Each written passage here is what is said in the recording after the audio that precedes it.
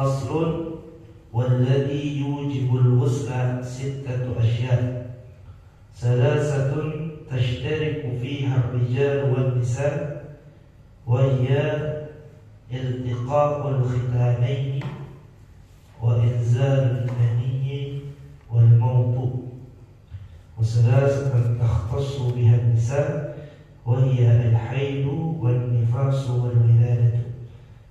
Jadi dimuliakan oleh Allah Subhanahu wa taala, para abang-abang semuanya. Hari ini kita akan masuk bab sesuatu yang mewajibkan untuk mandi. Ada 6 perkara. Faslun bab walladzi, adapun sesuatu yujibu yang diwajibkan al-ghusla mandi 6 asya'a, ada 6 perkara.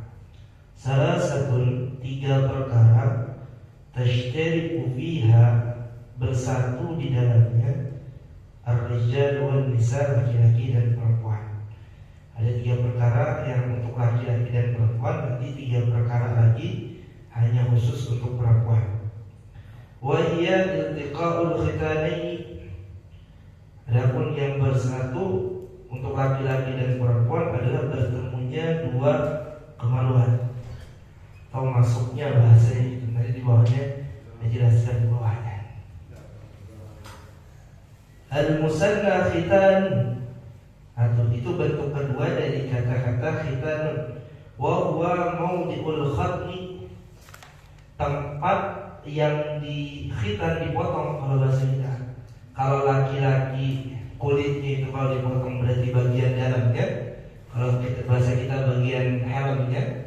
Nah kalau perempuan ada, harusnya perempuan juga ada yang dipotong sedikit kalau masih bayi biasanya.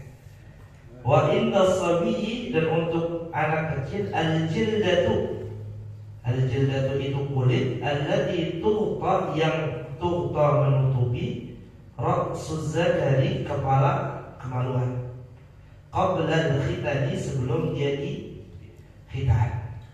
Nah itu asal katanya. Kata-kata khitan itu adalah kulit yang menutupi kepala kemaluan kita, itu namanya adalah khitan. Asal katanya kulit itu disebut dengan sebutan khitan. Berarti kalau dia ketemu dengan khitannya perempuan, maka hukumnya adalah wajib untuk mandi, walaupun tidak keluar mani. Nanti belajarnya di bawah dijelaskan.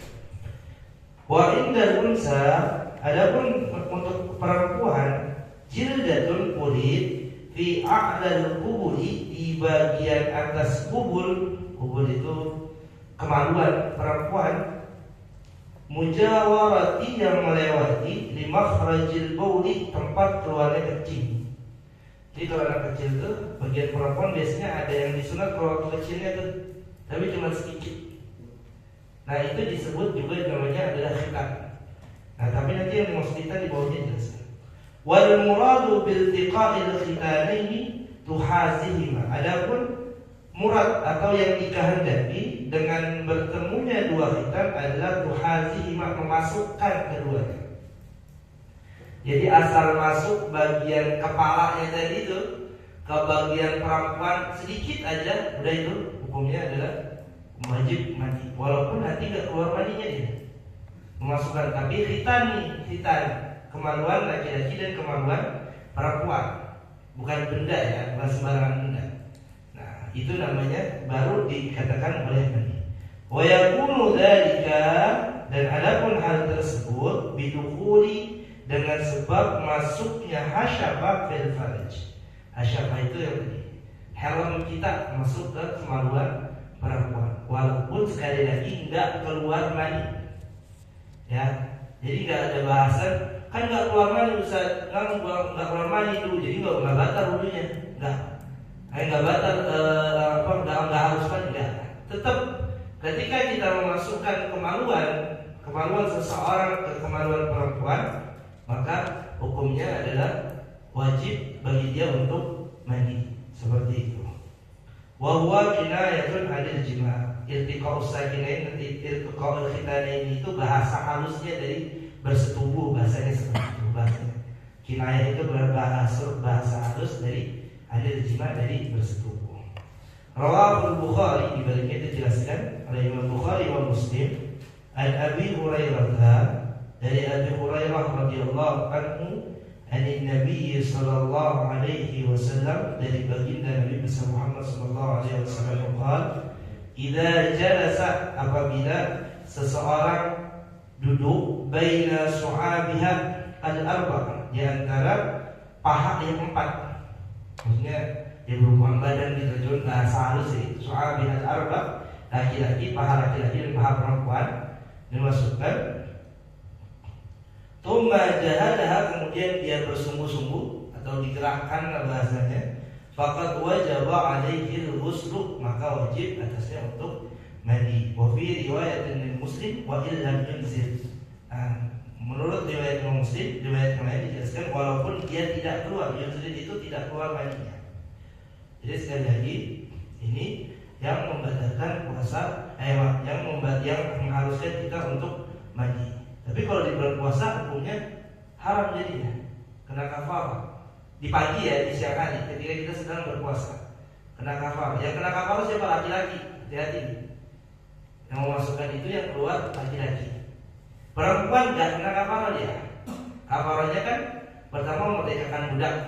Kalau memerdekakan budak gak ada, baru puasa 2 bulan berturut-turut. Bagi siapa? Bagi laki-lakinya, bagi yang memasukkannya.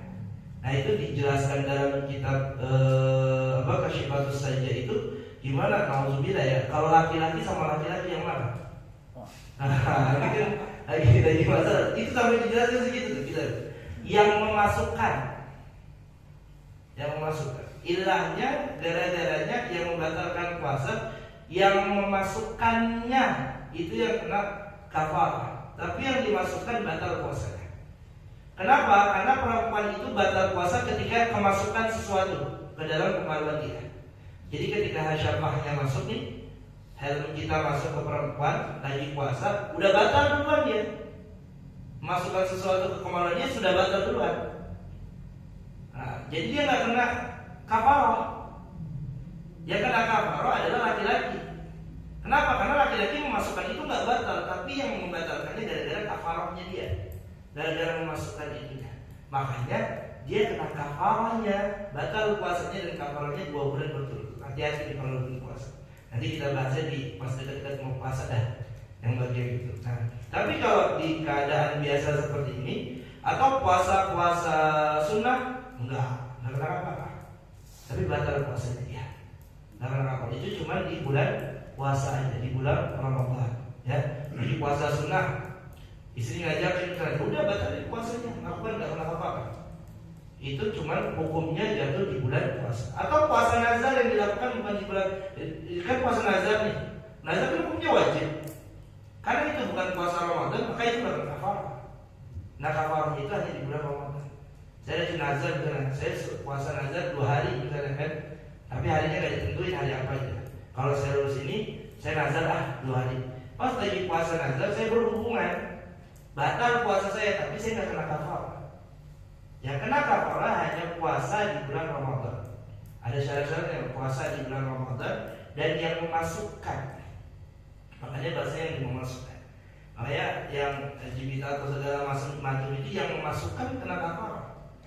Yang dimasukkan nggak kena kafarah. Yang dimasukkan sudah batal duluan sebelum kena itu. Karena nanti kita bahas yang membatalkan puasa adalah memasukkan ke dalam rongga-rongga yang terbuka dalam bagian tubuh kita, bagian belakang, depan, mulut, sampai bagian mana nanti kita bahas di bulan puasa. Dan syaratnya kafarah itu hanya di bulan puasa. Di luar bulan puasa tidak ada kafarahnya. Kita batalin, kita bisa berhubungan badan ya batal doang gitu. Tapi kita nggak kena kafarah. Ya, hanya di bulan puasa. Nah, inilah yang mewajibkan syu'abha dijelaskan. Syu'bah itu cabang-cabang. Kalau bahasa kita ya kaki lah, jalan kaki. Wahya al-qit'atu minasyai'i, bagian dari sesuatu. Al-qit'ah bagian, potongan, minasyai'i dari sesuatu. Wal muraduna, adapun yang dimaksud di sini adalah fakhza al-mar'ah, 2 paha perempuan, wasaqaha, ya bagian sini nih, saqaha nih, ini ya tulang rawan perempuan yang di atas paha, saqaha itu. Jahadaha kaddaha biharakati, digerakkan maksudnya. Jahada itu gerakan sesuatu. Wa huwa qinayatun, ini adalah gambaran atau qinayah an mu'alajati idkhali zakarihi fi farjiha, adalah gambaran tentang masuknya kemaluan laki-laki ke kemaluan perempuan. Jadi sekali lagi, kalau ada yang nanya kan nggak keluar mani, saya sering tanya gitu. Saya berhubungan badan tapi nggak keluar mani, gimana Ustaz? Batal apa enggak? Tetap batal. Walaupun nggak keluar mani. Misalnya lagi gitu kan tiba-tiba ada tamu nggak jadi, batal, ya batal. Batalnya karena memasukkan hasyafah kita, kemaluan kita ke kemaluan perempuan.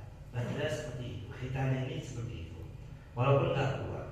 Wal hadisu, adapun hadis di atas, dalilun sebagai dalil ala wujubil ghusli, atas wajibnya ghusl mandi bimujarradil jima, karena sebab berhubungan badan wa illam yunzal, walaupun tidak keluar mani, kama salahat bihi riwayatul Muslim, sebagaimana yang telah disampaikan dalam riwayatnya Imam Muslim.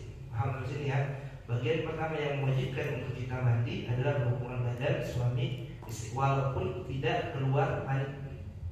Itu bagian pertama.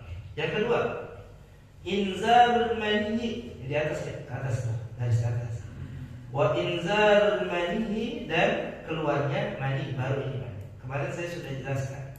Ada mani, ada wadi, ada mazi. Mani ini adalah keluarnya harus tadafuk. Tadafuk itu harus muncrat rasanya. Terus ada nikmah, ada kenikmatan di dalamnya. Itu baru mani. Terus ada mazi. Mazi itu sebelum keluar mani, biasanya keluar kayak kelenjar putih hampir sama kayak mani. Ya, hampir sama kayak mani. Tapi dia keluarnya nggak tadafuk, nggak tadafuk. Nah itu najis hukumnya. Kalau mani kemarin sudah kita bilang dalam mazhabnya Imam Syafi'i dia tidak najis. Ketika tadafuk keluar dan kena celana kita. Nah, boleh nggak kita pakai buat sholat? Boleh. Tapi alangkah bagusnya dihilangkan dulu bekas maninya. Karena Nabi itu pernah ada bekas mani di sarung dia, cuma dikerok doang. Pakai bel apa pakai sendok sama Nabi. Pernah dilakukan apa? Diperiksa yang di sini. Semuanya ada dong bekasnya gitu. Lalu ditarik kalau diterawat main dilihat aja, nggak apa-apa. Ya, tapi kalau mazi berarti najis. Kita harus cuci dulu bersih mazi kita. Ada lagi wadi. Wadi itu kalau kita pulang kerja bisa capek banget, terus di celana kita kayak ada lengket-lengket. Itu bukan mani tuh, tapi itu namanya wadi. Dia keluar ketika kita dalam keadaan capek. Jadi kalau kita lihat kok lengket ya, itu namanya wadi. Dan itu najis hukumnya. Berarti kita harus cuci kemaluan kita baru kita bisa sholat. Jadi sudah tahu ya, mani itu dari cara keluarnya itu ada tadafuk. Tadafuk itu ada muncrat. Terus ada kenikmatan yang kita rasakan. Itu mani. Warnanya kayak adonan roti, kalau dalam bahasa kita tuh baunya kayak adonan roti ya. Warnanya keputih-putihan seperti itu. Itu namanya mani. Sampai detail itu di buku dijelaskan. Jadi kalau kita bisa bedakan, kalau tiba-tiba kita misalnya ada melihat tontonan nggak bagus lah, tiba-tiba di YouTube kan melihat tontonan yang bagus, kok tiba-tiba ada lengket-lengket, itu bukan mani tapi itu mazi. Hati. Ya, kalau dia nggak ada kenikmatan yang tadi kayak saya bilang tadi kan, ada tadafuknya, itu bukan mani tapi itu mazi. Berarti celana kita ini najis. Sholat harus hati-hati, dibuka dulu celana dalam kita, dan yang sholat gak pakai celana dalam sekalian, yang maksudnya. Jadi lebih aman, karena itu masih bukan mani. Nah, beda kalau mani tiba-tiba nonton, kita mungkin gampang banget kitanya tahu langsung kayak ada yang muncul, itu mani baru namanya. Berarti kita harus mandi wajib. Kalau mazi sama wadi gak perlu mandi wajib, karena keluar najis doang, berarti kita cuma cukup membersihkan dan wudhu, dan cukup wudhu, gak perlu mandi wajib. Yang mandi wajib adalah inzalul mani, keluarnya mani tersebut. Jadi sudah saya jelaskan, mani itu ada tadafuk sama ada kenikmatan. Cara keluarnya seperti itu. Itu mani. Mana hadisnya? Dibawa Rawal Bukhari, diriwayatkan oleh Imam Bukhari wa Muslim dan Imam Imam Muslim, an Ummi Salamah, dari Ummi Salamah radhiyallahu anha qalat, jadi Allah terhadapnya beliau bersabda, beliau berkata, ja'at Ummu Sulaim, datang Ummu Sulaim ila Rasulillah, kepada Rasul sallallahu alaihi wasallam. Faqalat, dan dia berkata, ya Rasulullah, wahai Rasulullah, inna Allah la yastahyi min ahad, sesungguhnya Allah tidak malu ketika ingin menyampaikan sesuatu yang benar. Fahal 'alal mar'ati min ghuslin idza hiya ihtalamat, apakah bagi seorang perempuan itu harus mandi apabila dia ihtalamat, bermimpi? Faqala Rasulullah sallallahu alaihi wasallam, na'am, ya. Idza ra'atil ma, kalau dia melihat mani. Jadi perempuan ada mimpinya juga, kita juga ada.